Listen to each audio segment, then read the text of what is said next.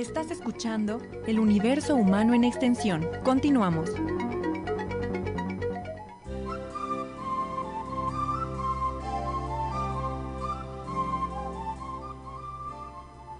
Bien, ya regresamos. Estamos en su programa El Universo Humano en Extensión. Estamos hablando sobre personajes coahuilenses en la poesía, en la historia y en la literatura. En el primer segmento estuvimos platicando sobre dos poetas coahuilenses, uno de Saltillo y otro de la Laguna, con Claudia Berrueto. Tenemos aquí también en el estudio, como ya lo habíamos presentado, a nuestro querido amigo y profesor del Ateneo Fuente, Pedro Castillo.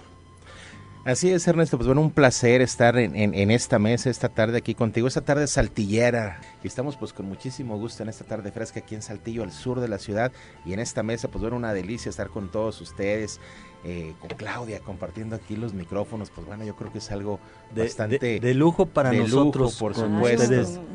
No, miren, es que créanme, nosotros, lo ha de notar el público, disfrutamos mucho esto. Y lo hacemos con mucho gusto, aprendemos todos los días, entonces qué mejor que un diálogo universitario. Esa es la función que nos toca hacer en Extensión.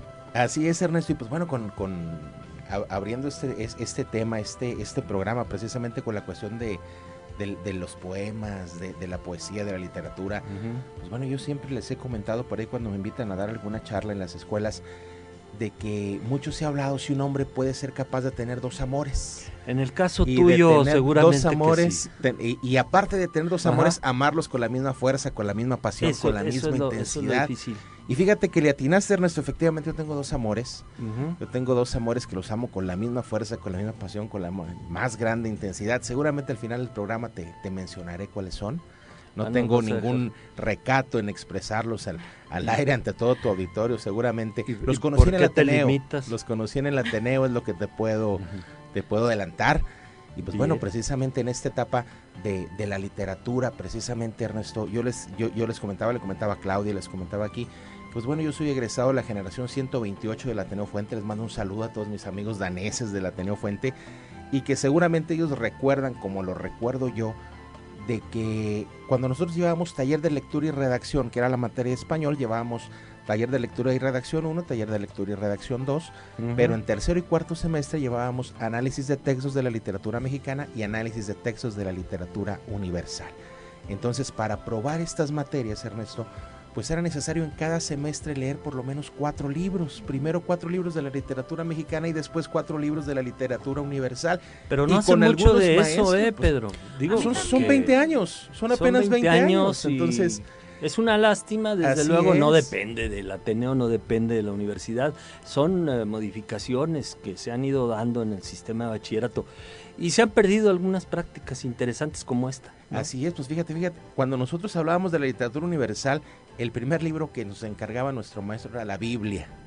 Entonces, durante tu primer mes tenías que leer la Biblia completita y estar presentando análisis diario y empezar a entrar en debates respecto de ese libro. Entonces, ya leíamos 2 libros obligatorios y luego el maestro decía, bueno, los siguientes 2 libros escójanlos ustedes, de autores mexicanos. Ahí fue también mi primer acercamiento con Octavio Paz, cuando leía a Sor Juana Inés de la Cruz o Las Trampas de la Fe en mi cuarto semestre de alumno del Ateneo Fuente, como te lo repito, pues para toda esta generación que graduamos hace 21 años por estas fechas que nosotros estábamos graduándonos y que llevábamos estas materias de literatura que te puedo asegurar nos despertaban muchísimo el interés por escribir y sobre todo por escribir poemas, como nos decía, que es una cuestión muy subjetiva, por supuesto, y que seguramente todos nosotros en alguna etapa de nuestra vida hemos escrito poemas. Fíjate, pero además a nosotros, te estoy hablando de otra generación porque yo salí antes. Unos cuantos años nada más. Unos cuantos años, no vamos a decir cuántos, pero llevábamos raíces grecolatinas, Eso es creo correcto. que ya no te tocó. Y bueno, ¿para qué hablar de los maestros? Hemos tenido los mejores maestros del mundo y sus alrededores. Vamos a mandar saludos para Dina Duque, que nos está escuchando, también Alberto Sladoña, bueno, él está en Argentina. Nos sintoniza en muy Buenos puntualmente Aires. Todos los viernes en Buenos Aires, Argentina. A ver, Tiene colaboraciones. Tenemos aquí un anuncio, pero ¿no? Este es un anuncio, sí, así es. Ah, bueno, es el seminario de Alberto, Sí. un seminario que se puede tomar a distancia. Búsquenos Excelente. en mi Facebook, ahí está pues compartida esta información. El seminario es Borges y la física cuántica, mañana a las 15 horas, tiempo de México, por vía internet. De veras, vale la pena. Es un evento internacional que no te cuesta más que tomarte la molestia de inscribirte y por ahí lo estarás disfrutando. De veras, este tema de la física cuántica que está trabajando Alberto ahora en relación al psicoanálisis es muy, muy interesante. También Jaramillo, creo que nos llamó por ahí, David Jaramillo.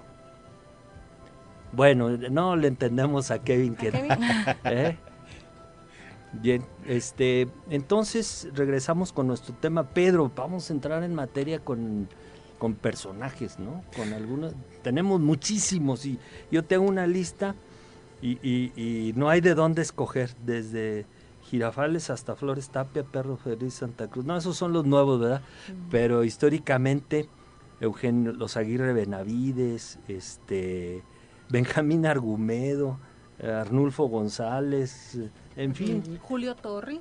Julio Torri Víctor Alessio Robles, Miguel Alessio Robles, que además fue ateneísta, o sea, es cabe correcto. mencionarlo. Francisco Eli Urquizo. Don Francisco Luis Urquizo, por supuesto. Melchor Musquiz. El escritor de la novela revolucionaria, don Francisco Pero Luis además Urquizo, revolucionario. Lo que me llama la atención de estos personajes que eran militares y a la vez escritores. Y escritores. Qué maravilla, porque pasan por las armas y no era cualquier cosa, pues se la jugaron muchísimas veces, ¿no? Así es. ¿A cuál Ernesto escoges, Pedro? Mira, yo creo, te lo comentaba al principio del programa, Coahuila ha sido cuna de grandes hombres. Lo fue hace mucho tiempo. Estoy seguro que lo sigue siendo el día de hoy.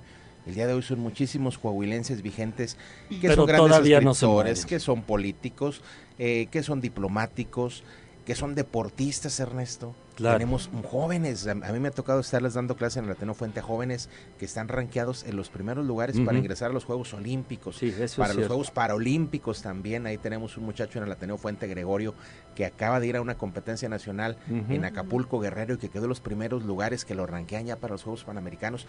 Coahuila, sin lugar a dudas y sin demeritar, por supuesto, todos los demás estados de la República, Coahuila yo creo que es uno de los grandes semilleros de México y del mundo. Pues bueno, si hablamos precisamente de los grandes escritores que ha tenido Coahuila y con quienes tenemos una gran deuda, pues tenemos que mencionar a don Artemio de Vallarispe, Claro. quien fuera cronista de la Ciudad de México y quien esgrimaba una frase muy interesante que a mí me gusta mucho decírselos. Cuando le preguntaban a él, cronista de la Ciudad de México, decía: oiga, don Artemio, ¿usted en qué parte de la Ciudad de México nació? Dijo: no es por presumirte, pero yo soy de Saltillo. Sí, Decía, no es por presumirte, curioso pero yo que haya soy sido de Saltillo. cronista de la Ciudad de México, Así padre es. del federalismo. Pero aparte diplomático, o sea, como que también tienen esta característica, así es. ¿no? O sea, Y escritores escritor. tienen que viajar, como que ver, tienen No, bueno, allegarse de esas... aquello fue histórico, Sí. no eran cualquier viajes de cónsul, vicecónsul o representante. No, le tocó la época de las cortes, ¿no? De las cortes de Cádiz. Le tocó estar preso en España. Así es. Siguiendo con esta tradición, don Vito Alessio Robles, como bien lo mencionas, también militar, don Vito. Su hermano Miguel Alessio Robles, abogado, Julio Torri Maínez, precisamente en estas anécdotas revolucionarias. Ellos también ateneístas, Muchos fíjate. ateneístas. Tanto Miguel como Vito, como Julio, como Artemio, pues ateneístas, aparte egresados del Ateneo Fuente. Yo creo que es importante también mencionar esta relevancia histórica. Muchas personas dicen, bueno, es que tú mencionas personajes ateneístas porque ahí naciste, es tu cuna, porque ahí estás. Pero pues no, o sea, realmente el Ateneo Fuente, al ser la escuela de bachilleres más antigua de México, pues ahí congregaba a los jóvenes más destacados de Coahuila y del norte de México, porque no había otra escuela más que la Escuela Nacional Preparatoria en el Distrito Federal. Entonces toda la gente de Coahuila, de Nuevo León, de Tamaulipas, de Durango, de San Luis, de Zacatecas, pues congregaban en el Ateneo Fuente. Sí. Y entonces Sí, si aquí querían destacaban, estudiar el Ateneo. así es. O la militar. En este Exactamente. Entonces, pues bueno, de estas grandes referencias con don Miguel Alessio Robles, que nos platicaba precisamente su nieto, don Miguel Alessio Robles Landa, quien fuera abogado de la nación con el presidente Felipe Calderón. Él era el director jurídico de la Presidencia de la República. Él nos decía, pues bueno, que le contaba a su abuelo precisamente que el general Huerta, después del asesinato de Francisco Madero, pues manda a hablarles a Palacio Nacional precisamente a José Vasconcelos y a Miguel Alessio Robles, por Y considerarlos es que figuras ellos, muy importantes. Pero acuérdate que pertenecían a un grupo que se denominaba el Ateneo de la Juventud. Es correcto. ¿Dónde estaba Vasconcelos? Donde estaba Ureña, Miguel Alessio. Vamos, había una cantidad de personajes que hicieron la Universidad Nacional. Es correcto. Que hicieron la autonomía. Y Hicieron la extensión universitaria, debo decirlos, porque producto de aquel movimiento del 29, cuando se da la autonomía, se generan los centros de idiomas y además la función de extensión universitaria. ¿Y ya el por servicio estatuto, también? el servicio social, servicio social. aparece en el 36, cuando ya con Lázaro Cárdenas, ¿no? Órale, pues está muy bien. Y fíjate, nos mencionaba don Miguel Alessio Robles Landa que en aquel tiempo, después de asesinado el presidente Madero, pues manda el presidente Huerta hablarles precisamente a don Miguel Alessio Robles y a José Vasconcelos, y pues bueno, les dice, les mandé a hablar porque quiero que colaboren en mi gobierno, y les empieza a platicar de que lo que él quiere hacer y su proyecto de nación, etcétera. Por supuesto que esta plática la hacía con un vaso de whisky, no de coñac, como muchas personas dicen que era un gran bebedor de coñac el general Huerta. Pues en esa mañana estaba él tomando whisky y con una Magnum 44 también en el escritorio, por lo cual nuestros grandes escritores pues estaban a la expectativa, y mencionan que inmediatamente salieron de Palacio Nacional, se vieron a la cara y echaron a correr uno al otro para irse al puerto de Veracruz y exiliarse en Nueva Orleans precisamente por estas cuestiones. Pero bueno, también podemos mencionar, Ernesto, hace apenas unos días que se devela con letras doradas en el recinto legislativo de Saltillo, Coahuila, del Poder Legislativo del Estado, las letras del nombre de otro gran coahuilense, don Félix U. Gómez. Entonces, muchos personajes que decimos, Félix U. Gómez, pues bueno, una de las avenidas más grandes de Monterrey, Nuevo León, se llama Félix U. Gómez, y pensamos que es de Nuevo León, no, pues es de Coahuila. Y precisamente durante la ocupación de los Estados Unidos, pues una de las grandes figuras que destacó en esta gran pelea, pues va a ser don Félix U. Gómez, que con todo respeto y con toda exactitud, pues bueno, ahora ya se le tiene engalanando las paredes de nuestro Congreso. Claro, con letras doradas, porque si dicen de oro, luego van y se la roban. ¿No? Es un laminado, vamos a Por decir. cierto, ahí también está el nombre de Enriqueta Ochoa. Es correcto. Sí, la está única ahí. mujer. Es la única Por mujer que supuesto. está ahí. Y fíjate, hablando de mujeres, también de esta gran deuda de los personajes, hombres y de mujeres, pues bueno, te comento de una compañera, tú la conociste, fue maestra de mi generación, no tuve el privilegio yo de ser solo uno, pero sí en mi generación. Una compañera maestra, Alba Teresa Rebonato, ¿la recuerdas, Ernesto? La maestra Rebonato. Pues bueno, la maestra Rebonato es nada más y nada Mira. menos que la primera mujer coahuilense en obtener su título de licenciada en Derecho. Entonces, es algo que vayan, a nosotros nos pasa desapercibido. Para quienes vamos o estuvimos por ahí en la Facultad de Jurisprudencia, vemos el mural de los forjadores del derecho coahuilense y vemos un buen número de hombres y una sola mujer. Oye, pero pues qué bueno, la caso maestra muy Rebonato. interesante. Miren, yo creo que no solamente mi generación, ya algunos de la tuya la deben recordar, porque la maestra no se jubilaba y salía del Ateneo, aquí estamos hablando de la misma, ¿verdad? Es correcto, sí, con su así es. cochecito antiguo, Un Opel. un Opel, dando golpes por todos lados, apenas si caminaba, y así manejaba y salía del estacionamiento. Y las reuniones de consejo, pues se decía, ¿cómo le hacemos con la maestra Rebonato? No se quiere jubilar, pero ya está muy ancianita. Pues ni modo, muchachos, espérense, que eran generaciones totalmente diferentes, ¿no? Así es. Yo creo que fue muy acertado haberla esperado, darle su tiempo, porque son figuras que no se repiten. Así es. Yo tuve oportunidad todavía, pues bueno, antes de que falleciera, visitarla por ahí en su casa con el ingeniero Ricardo Galván, con quien guardaba una gran amistad. Y sí nos pasamos ahí buenas tardes platicando de ese Saltillo antiguo, platicando anécdotas. Ahora sí que tomando coñac, ahora sí viene el coñac precisamente a la mesa en casa de la maestra Rebonato. Y bueno, en esas grandes pláticas, nunca se casó la maestra Rebonato. Tuvo Por un eso novio, duró tantos años, pero probablemente. tuvo un novio Sí. de más de 45 años de novio, duró su noviazgo, con quien, pues bueno, finalmente nunca se casó. También maestro del Ateneo Fuente, Era pues el bueno, hermano. Omitimos su nombre por razones obvias, pero pues bueno, durante 45 años fueron novios. Seguimos Nunca se siendo casaron. saltillenses, ¿ves? Aquí Nunca se hay el casaron, disimulo así ante es. todo. Entonces, Pero tú sí nos vas a decir de tus dos amores, ¿verdad? Claro, por A supuesto los que al cuales les tienes final, la misma pasión. así Queriendo es, saberlo. por supuesto. Ya hay llamadas aquí del público para opinar cuáles son. Voy a omitir también los nombres.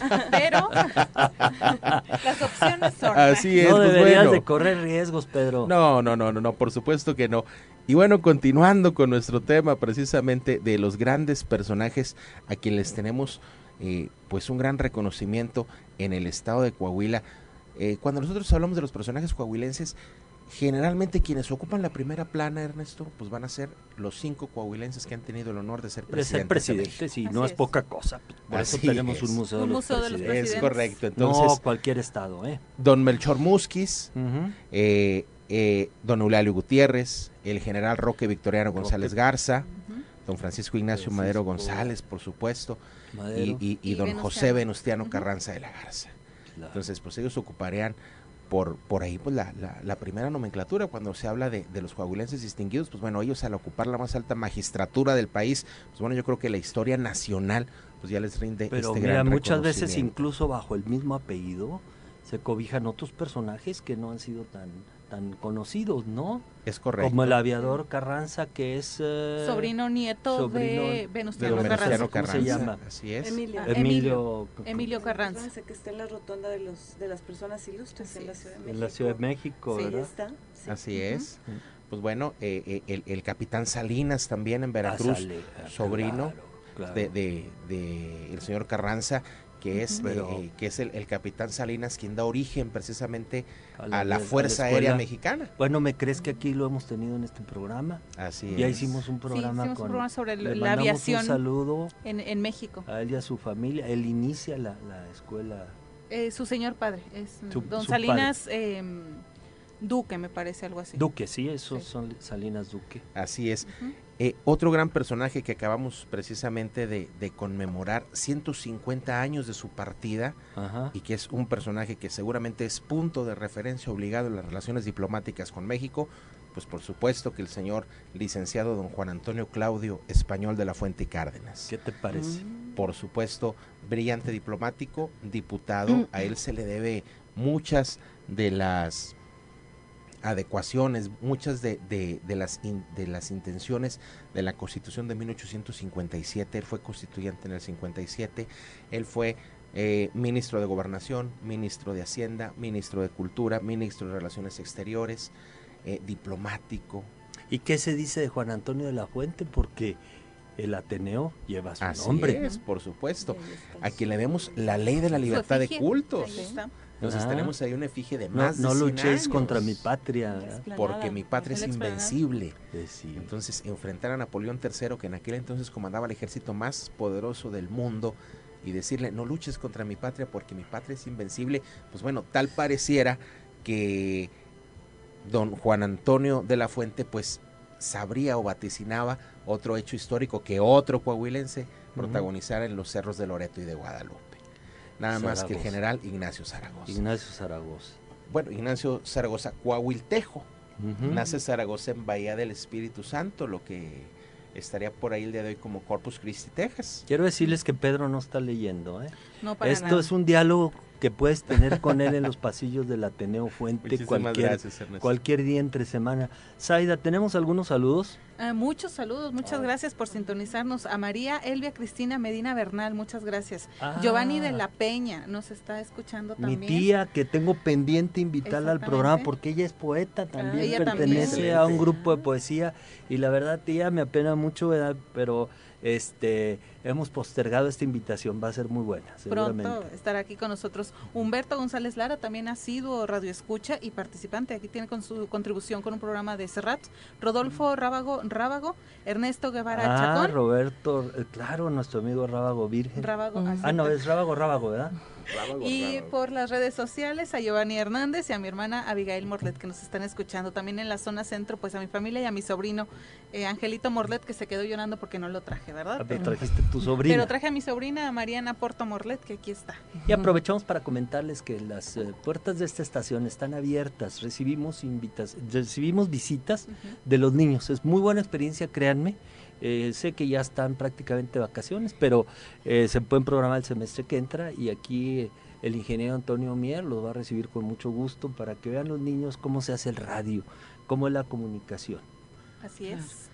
Así es, Continuamos Ernesto. con nuestros Ya con poco tiempo. Ya con poco tiempo. Y la lista realmente sería interminable, Ernesto. Interminable, Pero de platicando, veras, fíjate, precisamente con nuestros alumnos por ahí, la materia de ciencias sociales, cuando hablamos de la historia de México, cuando nosotros platicamos sobre la Constitución, Ernesto, fíjate, tan importante esta Carta Magna que un ateneísta, que un coahuilense realiza, don Venustiano Carranza, y de la mano de don José García Rodríguez, que era ahí uno de las personas cercanísimas al presidente Carranza, y ya director tenemos del todo Ateneo su Fuente. Archivo, ¿no? Su biblioteca. Así ¿Qué fue lo que nos el donaron? archivo, tenemos archivo García Rodríguez. José García Rodríguez. Entonces tenemos con la catálogo, mitad, ¿verdad? tenemos la mitad, la otra parte de la familia quedó con otra mitad, el Ateneo Fuente resguarda la mitad, y don José García Rodríguez pues era la gente muy cercana al presidente Carranza. Entonces yo creo que seguramente don José pues participó en la redacción de nuestra Carta Magna. Pero haciendo precisamente alusión a la Carta Magna, Ernesto, pues bueno, nosotros nos damos cuenta cuando leemos los requisitos para ser presidente de la República, los requisitos para ser diputado y senador, ninguno de ellos marca un requisito académico, Ernesto. Simplemente el saber leer y escribir, pues tienen antecedentes a cualquier mexicano para ser presidente de la República, para ser diputado, para ser senador.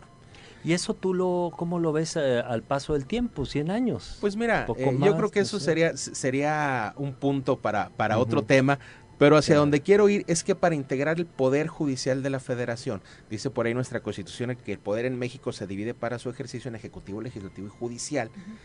Para integrar el Poder Judicial de la Federación como ministro de la Suprema Corte de Justicia es donde sí te pide tener la licenciatura en Derecho, por supuesto, con tu título, con 10 años de haberlo obtenido. Aparte de ser una persona de buenas costumbres, una persona de una moral bastante alta, bastante respetable. Y pues bueno, tenemos en la historia reciente precisamente otro coahuilense que fue ministro de la Suprema Corte de Justicia de la Nación, como lo fue el licenciado Atanasio González Garza. Entonces, el llegar a ese escaño tan difícil y tan importante para la República, como es ser ministro de la Suprema Corte de Justicia de la Nación, como lo fue también Juan Antonio de la Fuente, pues bueno, a don Atanasio González Garza pues también se le reconoce el haber llegado hasta esta cúspide del Poder Judicial de la Federación. Sin lugar a duda, otros dos coahuilenses que yo creo que también tenemos gran deuda con ellos, va a ser el general Manuel Pérez Treviño, por ejemplo. Claro. Pues bueno, el general Manuel Pérez Treviño es uno de los que da origen al Partido Revolucionario Institucional, lo que hoy es el PRI, y su primer presidente pues va a ser el general Manuel Pérez Treviño. Aparte de esto, pues bueno, Manuel Pérez Treviño diseña, él estudiaba en la Escuela de Ingenieros en México, cuando entra la revolución, muy joven, acabado de egresar del Ateneo Fuente también, donde vino a estudiar, becado por el municipio de Piedras Negras, Coahuila, entonces Ciudad Porfirio Díaz, y él es el que diseña los cañones con los que el ejército constitucionalista logra derrotar tanto a Villa en el norte como a Zapata en el sur. Entonces, este adelanto de los cañones lo genera precisamente el general Manuel Pérez Treviño. Entonces, no por nada, pues era una gran figura en este tiempo revolucionario. Otro, por supuesto, que no podemos dejar de mencionar. Desgraciadamente, Ernesto, me trajiste en un programa en el que mencionar es omitir, porque hay muchísimos más, pero muchísimos y muchísimas. Y vivos. Por supuesto. Cuando nosotros tenemos que hacer referencia necesariamente a don Nazario Silvestre Ortiz Garza. Quien construyera la casa de los ateneístas, la casa de los daneses. Pero por mencionarte algo de don Nazario fue regidor, fue presidente municipal de Saltillo y de Torreón, fue diputado local, fue diputado federal, fue senador, fue gobernador del estado, fue ministro de Agricultura. A don Nazario lo único que le faltó fue ser presidente de la República. E inclusive, en palabras del general, Lázaro Cárdenas, él decía, Nazario tiene que ser presidente de la República porque quiere mucho a la tierra y quiere mucho a los mexicanos. Bien, pues ahí Entonces, tienen nada más como de pasadita, pues fíjense, una de un panteón, exacto, digamos. Fíjate, una de las cosas que te puedo mencionar rapidísimamente sobre don Nazario Ortiz Garza es que México era asolado año con año de una plaga de langostas. Ajá. Y los mexicanos sembraban y ven a las langostas y se lo comían. Entonces, cuando llega Nazario Ortiz Garza, dice, bueno, vamos a atacar la plaga de langostas. Pues que ya lo hicimos esto y lo otro. Tenían los viñedos, pero a ver, ¿verdad? exacto, decía, pero bueno, a ver, ¿dónde se generan estas langostas? En Centroamérica. Pues vámonos hasta Centroamérica, a donde se generan, para combatirlas ahí donde están haciendo, y eso logró terminar por primera vez en México con esta plaga de langostas. Qué experiencia. Mandamos un saludo a Giovanni, también nos está escuchando, le parece muy interesante el programa. Y bueno, pues agradecemos mucho su presencia. Pedro, ¿nos quieres mencionar tú también algo? Así es, pues bueno, ya para finalizar, Ay, mencionarle pues, claro, Sí. los dos amores. Los amores. Sí. Yo les Se comentaba ahoga de si no que, lo dice. por supuesto que si un hombre pudiera tener dos amores y amarlos con la misma pasión, la misma intensidad, la misma fuerza, yo les digo que sí, los conocí en el Ateneo, es más, me los presentaron dos maestros, Ajá. el maestro Juan Manuel Aguirre Perales y el maestro Mariano Fuentes del Bosque, me presentaron a mis dos amores que los amo con la misma fuerza, la misma pasión y la misma intensidad, que son las leyes y las letras, Ernesto.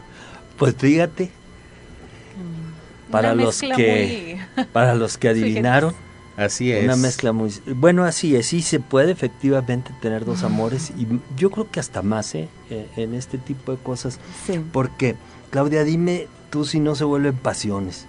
Esto claro. empieza con una atracción que luego se vuelve fatal. Y decía Héctor Cabello, esta terrible vocación, ¿te acuerdas? Expresaba Claro que sí. como aquella un gran fuerza, personaje, un gran Héctor Cabello, personaje ¿eh? poseído, ¿sí? Así es. Lo llegas a vivir con la misma pasión. También nos manda saludos Alma Carolina Gurrola Romero. Alma Carolina Gurrola, ella nos está escuchando en Mexicali. En Mexicali vía internet. Ujú. Pues ahora tuvimos muchos saludos, mucha gente.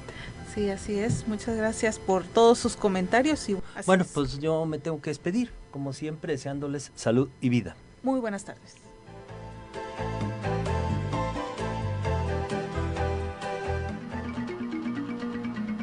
El universo humano en extensión. Una contribución de la Coordinación General de Extensión Universitaria de la Universidad Autónoma de Coahuila.